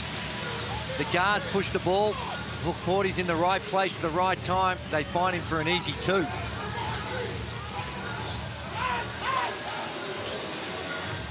Harvey attracted the crowd, and that left Robinson wide open. Justin Robinson with his 4th 3 of the night. And I like the recognition from Harvey. I think he realizes Clark is physically limited at the moment. It's going to have to be Harvey now. That is the primary playmaker out there on the floor. Justin Tatum is screaming to his men, let's go, on the sidelines. He can sense an opportunity for the visitors. Harvey got him out away from Illy. Was blocked by Hookporty. 2-on-1 up ahead. And Clark with a layup. And that's not the look that Harvey needs. Coming down 1-on-none, a no-pass offense. We saw when he came off the stagger that first play, he's wide open 3. Get a little bit of movement before you get to that action off the dribble.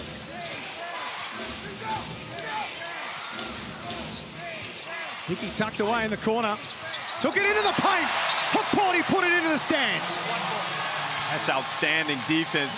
He withstood the physical contact. As we look at the Harvey Norman replay, that was the possession you liked, Andrew, and want to see more of. And then Delhi continuing to make plays, feeding the big fella. That's 5 assists on the evening. Dellavedova. Even that, when they get some motion, that extra pass, Robinson knocks down the 3. Saw it all in the Harvey Norman replay. Harvey off the inbound, deep 3. 9-point advantage to Melbourne. Make that 11. Illy off the glass has 16 for the night as Melbourne's leading scorer. And you see the significance of depth right now, Andrew. Melbourne United continuing to be able to send different bodies at the Hawks is taking its toll on them.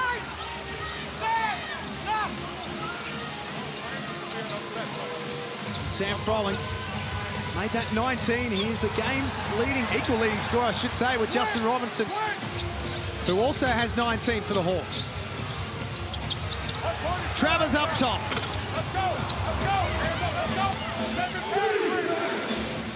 Justin Robinson wants to lift the tempo. And Hickey with the fine for Froling, fouled. Doesn't get it to drop. Timeout coming Melbourne. 23. Push. 2. Sam. And if they can do this more regularly, now it's a big ask, but the push of the transition is good action for them. 82-73 at John Cain Arena. Free throws to come on the other side of this.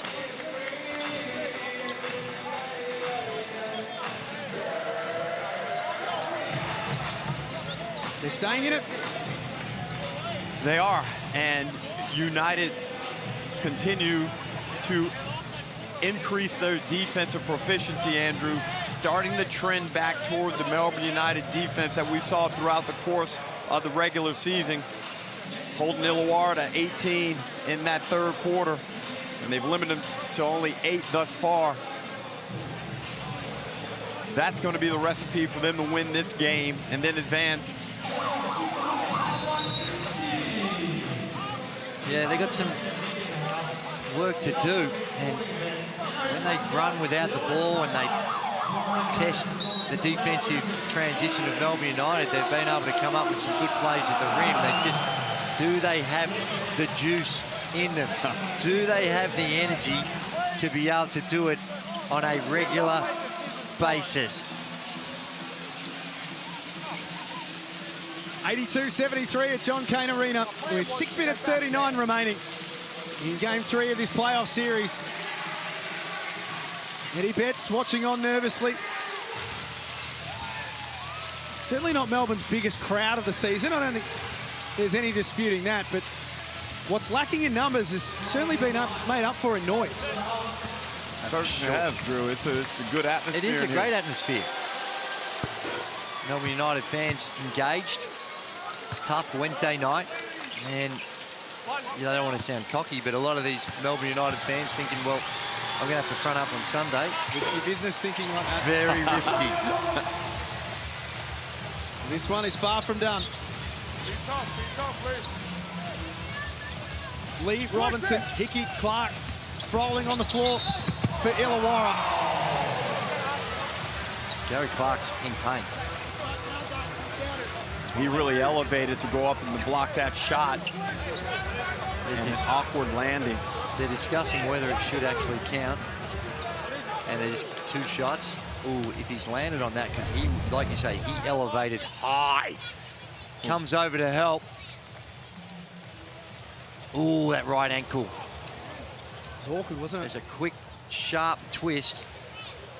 And hopefully he can just walk it off.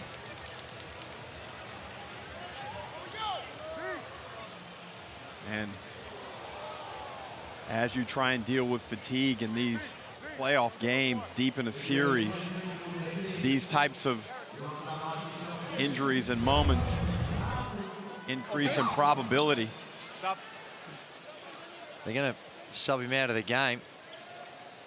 Well, we know coming into the postseason, Jack, he was in the moon boot. He was, yeah. He's done a tremendous job. 37 minutes in game 1, 42 minutes in game 2 on Sunday. Well, they need to get the magic spray out and give it a spray and hopefully get him out there for one more last roll of the dice. And he's played 30 minutes in this one, Andrew. Nerily Meadows.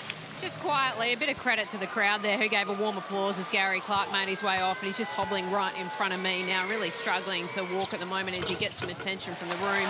We know that these crowds are being fierce and competitive. They were booing J-Rob here in game 1. They were booing Matthew Dellavedova in Illawarra in game 2. So nice to see a little bit of sportsmanship from the faithful. I'll keep an eye on Gary Clark. Nicely done this. Froling will be back on the line. And Illawarra can't complain. They've gone to the line 32 times. This will be free throw number 33 and 34, which is exceptionally high, especially on the road in this type of playoff game. And Melbourne United are 14 of 21, so the free throw count in favour of the Illawarra Hawks. And if Illawarra had just been shooting at the clip they had been coming into this game, it's a different story. 13 now, they've left 20 of 33. And we talked about it, defense, rebounding, and free throws.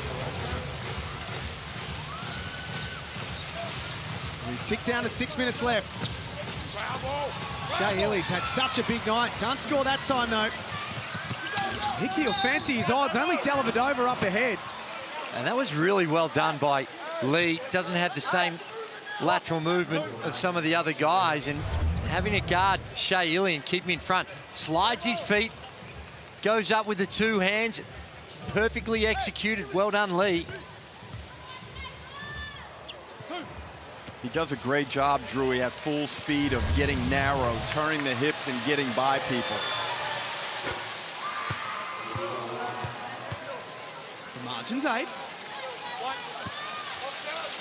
And despite the perceived dominance of Melbourne United in this half, if he makes this free throw, it's been tied. You got a 7-point ball game. You just feel like Melbourne United should be a lot further in front. It says a lot about the Hawks, though, doesn't it? It does. Yeah. Golding's pass was spot on for Illawarra Chill Jr. That's a terrific pass by Chris Golding. Draws the attention as he gets it in and finds Illawarra Chill. Have a look at Chris Golding. The good dive. Sam Froling's caught in no man's land because if he doesn't help, Golding's going all the way to the cup. And there's no one out that weak side needs to drop in and offer some assistance. Yep, and good hands from JLA because that ball comes blind. It just comes, it appears from behind a couple of bodies. And you pick it up late, you have to catch it. Some big men don't do a good job of that, but he did a great job in traffic also.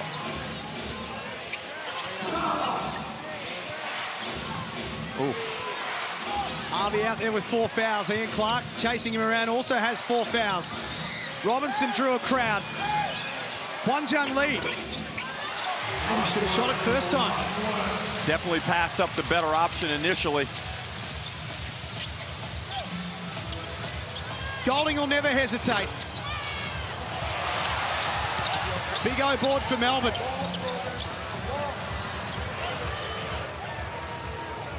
Shot clock at 5. Dellavedova underneath for Golding, who threw it up with the left hand. The Hawks get a stop. Now they search for a score, but that's not going to help. Robinson's pass chopped off.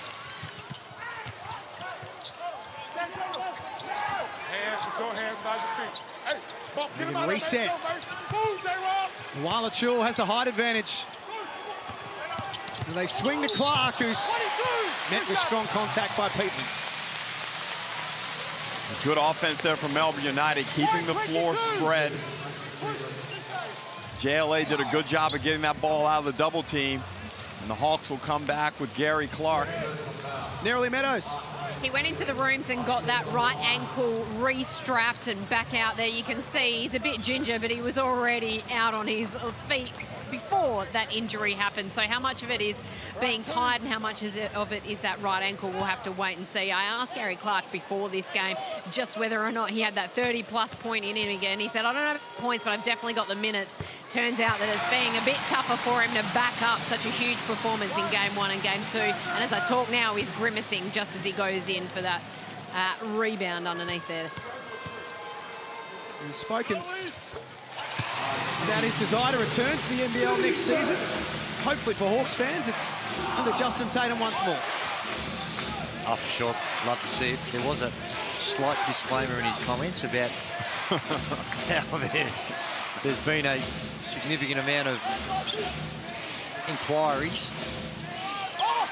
No real surprise there, is there? Not just from the NBL, I might add. On cue. And that is why. Even on one leg.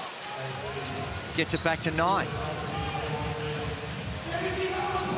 Groan from the Melbourne fans. They know that this one... No one's comfortable, Jack. Yep. Not done yet. 9 points tonight for Matthew Dellavedova. Hasn't quite had the same impact offensively. Great look for Kyle Bowen.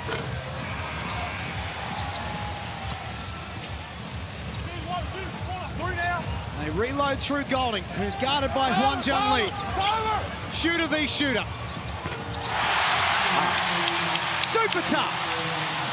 Particularly when you haven't had a great one. He was 1 of 7 from the three-point line before that one. Oh, did it count? Wow. Here's the Harvey Norman replay. And that's a guy that's got good length. About 201, I guess, and just extends the arm up, and Chris Golan feeling it. And they haven't allowed that bucket. I thought that was going to be the longest continuation in NBL history. It looked awkward, but it didn't look like he'd collected it. Maybe double action there. Or... Time for Gary Clark to get busy. Knock down the 3. The mid-range is off the back. And a good possession here from Melbourne United. Direct this ball with purpose. Make sure you get a good look and really put pressure on Illawarra. Out by 12. That might have just about sunk the boat. The Hawks live to fight another day, I should say. Here's Harvey off the window for 2. Timeout Melbourne, back to 10. I think Dean Bickerman realises how crucial this next minute. Another minute, keep that 10-point lead with 1:30, 1:40 to go, and you should have done enough. Well, I think he also has one eye down the line during this snooze timeout, because they haven't been great in crunch time in these games. In the overtime, they kind of got it done. But in Game 2, they definitely weren't up to standard. As soon as we finish up here, we take you straight to RAC Arena for Game 3 between Perth and Tasmania. Joe Healy and John Casey standing by. Thanks, Jack. What a night of hoops. The tension is already building here in Perth with the teams warming up behind us. Case, they can feel the sense of occasion tonight, can't they? Not only here, Joe, but right through Perth, arriving here today. Great vibe around this game. So much on the line as well. The two previous games decided by 8 points. We've got another thriller in store. Very quickly, who's your tip? Look, contrasting form lines coming in here. Perth have won 2 of their last 6. Jack Jumpers have won 6 of their last 7. I like winning form. I think the Jackies can get an upset. Cannot wait for it, guys. It's going to be a huge night. Back to you. Fascinating game, that one. There's a little snapshot of the Jack Jumpers walking into RAC Arena. They were very good on Monday. They were, and in situations like this, in big games, Andrew, I talk about it. The home team, the best player, the system, which one wins out, because in this series, it's all so close. But I don't think the Perth Wildcats have bad system. No, it's not at just all. That the Jack Jumpers have that great balance between action with the ball and action off the ball. We saw in that game, game 2, they had a couple of back cuts, a couple of shuffle cuts. They come up with easy baskets. And the Illawarra Hawks come up with a turnover. Exactly what Dean Vickerman didn't want. Especially after a timeout. You want to make your coach irate. And he would just take care of the ball. Take care of the ball. I wasn't even in the timeout. At least 5 times he said, take care of the ball. Well, they didn't take care of the ball. And a fundamental error right there. Junior players, do not dribble the ball in one direction and try to throw it back across your body. Very tough maneuver. Slow, Andrew. Luke Travers fouls out. And almost as if he wasn't aware that he had 4. No. He seemed shocked. Maybe he thought the foul wasn't going to be on him, or he just lost track of things. This has been the issue for Illawarra tonight. 63% from this very spot. Well, look at the lineup now that Melbourne United go with. They don't bring in another big. They bring in another guard, and that's because he saw the last possession, trying to advance the ball, get another ball carrier in there. But it's a small lineup that Melbourne United have to try and close this one out. Well, if you're not scoring, Andrew, you're in trouble on the other end. Hickey goes 1 of 2. 92-83. A margin that should be comfortable, but not when you're up against Illawarra. Late clock once more for Melbourne. Looked like travel. One official had the foul. Michael Allen, though, comes in and said, that's a travel, because it looked like he hopped. Have a look, Shaley, when he comes in. It wasn't as obvious as I thought, but technically it might have been there with the shuffling of that pivot foot, but... And they're thinking about it.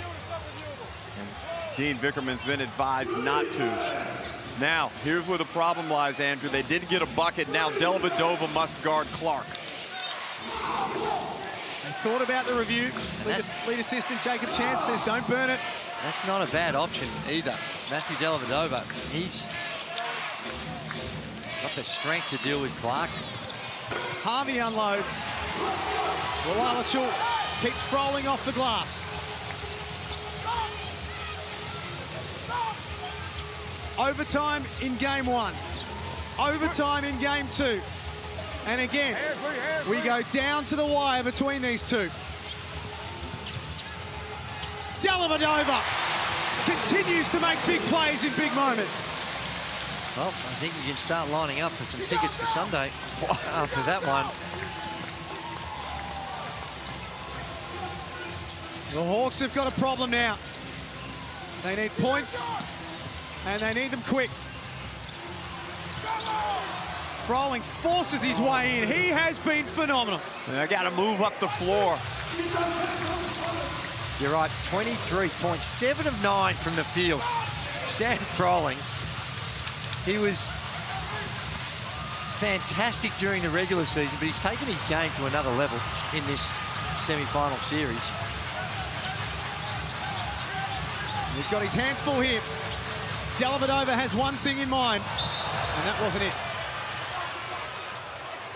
And he throws that in to Roe J. And he'll be thinking about those 2 turnovers he's had late in this quarter, Andrew. Just a wild pass. Despite the win, they still sit ill with you.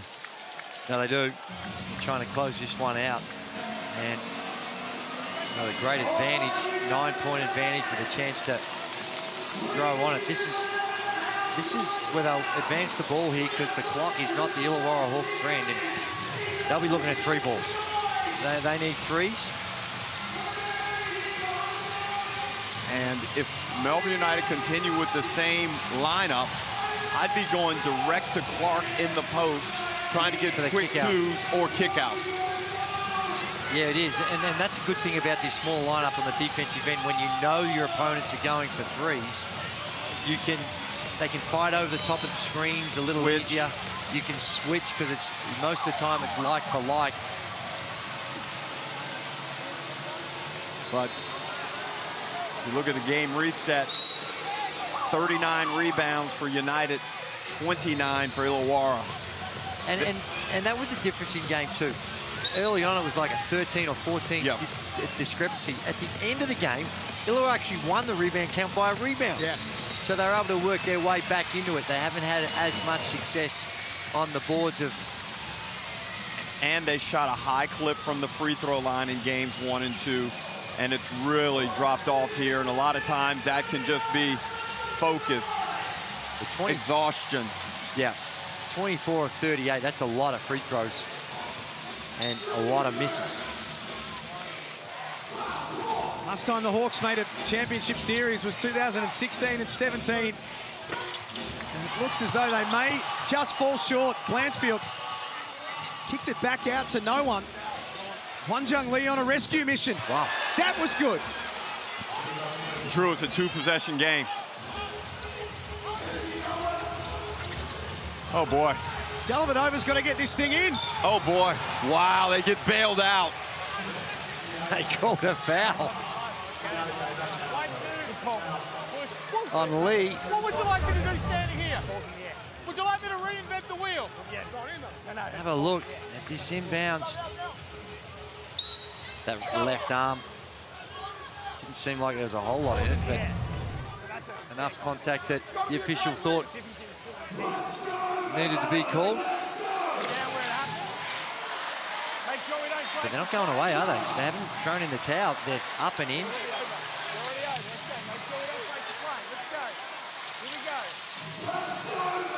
6 points the difference. 43 seconds to play.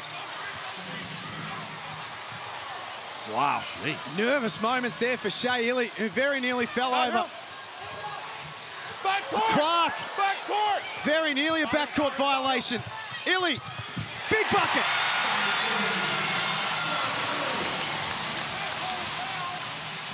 Chance for a deep breath for Melbourne, but only for a moment. Gary Clark with a bomb.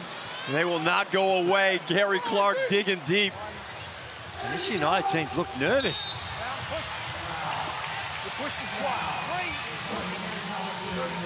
Free throws for United. Illy walks to the other end with 20 points to his name. And Andrew, we talk about this a lot during the regular season because teams don't practice this type of attack often against pressure defense. I don't know why it's not utilized more during the regular course of play, because you see how erratic offenses become. It's easier to do when you're up against a team that's trying to manage the clock and are not necessarily in attack mode. Okay. So they're just trying to nurse this lead home, and you can get caught out, as you've seen the last couple of possessions. Very close to some turnovers. But if you're in attack mode and you're not as concerned, you can sometimes find the openings a little easier. Well, he did not find the opening of the rim. No. And it's going to remain a 2-possession game, and this is a big free throw. Oh, my word, it is.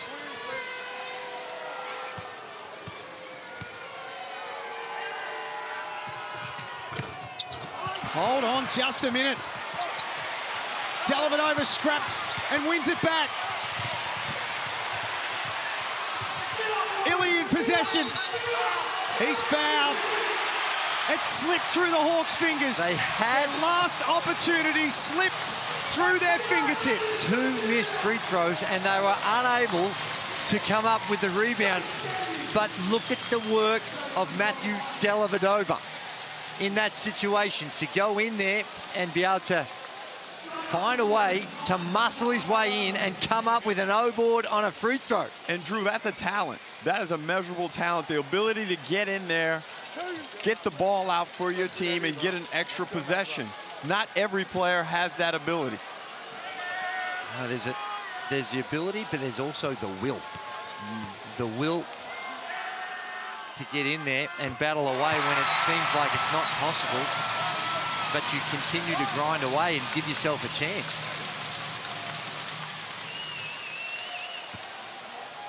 And United have been pushed. Well, they have. They just, Hawks, to their absolute credit, just refuse to go away. And there's a timeout. And there were a couple of big plays. Obviously, that scramble situation, the one over here in front of us where Golding flies out of bounds to catch the ball. If Lee had it again, he'd probably just let the ball go. Yeah. Don't contest it. Wow. Any chance here for the Hawks? Well, it's 3 possessions. It's Drew, you said it. They seconds. haven't been good, United, in advancing the ball up. You need a quick throw. You need steals, and I mean, you need a miracle. Let's be honest. You need a miracle. But clearly, the Illawarra Hawks are going to at least try. And Shea Ili has been really good. 22 points, notwithstanding the last couple of free throws he's missed. But big moments. Hasn't shied away from it. Prepared to take the open shot, knock down a few 3 balls, gets to the cup. But he combines all these highlights with not elite, uber elite defense down the other end of the floor. Well, Robinson's been effective for the Hawks, but Harvey and Hickey, the guys that really hurt them in game 2, they're combined 4 of 18, and they only have 15 points in this game. So that's a significant improvement on game 2, and a big reason why United are looking right at the championship series appearance. Fans on their feet at John Cain Arena. Perth and Tasmania up next. And by the end of tonight, we will know who is contesting the championship series. Last roll of the dice. Tyler Harvey. You got to get the ball in bounds. 4-point game. 8 seconds left. They get the ball in bounds. Forced to foul Golding. One. To the very end, the Illawarra Hawks won't go down. Well, Shea Ili looks at Dean Biggerman and says, my bad. There's not much more Shea Ili could have done. That ball brought rain. That was a high archer, which it had to be, because Shea Ili upset that he wasn't there. But Shea, there's not much more you could have done to prevent that shot. And Tyler Harvey fouls out. And I'm sure Chris Golding wants to make both of these free throws just to give himself some reassurance going into the championship series. He's had a difficult night, 4 of 12, 2 of 9 from the 3-point line, but he's still, the attention that he draws opens up a lot for his teammates. They've been the front runner all season long. They've been pushed all the way. But Melbourne United punched their ticket to the championship series and will take in home court advantage. 100-94, the final score in game 3. What a series. Yeah, fun to watch. Real privilege to be a part of it, part of the action.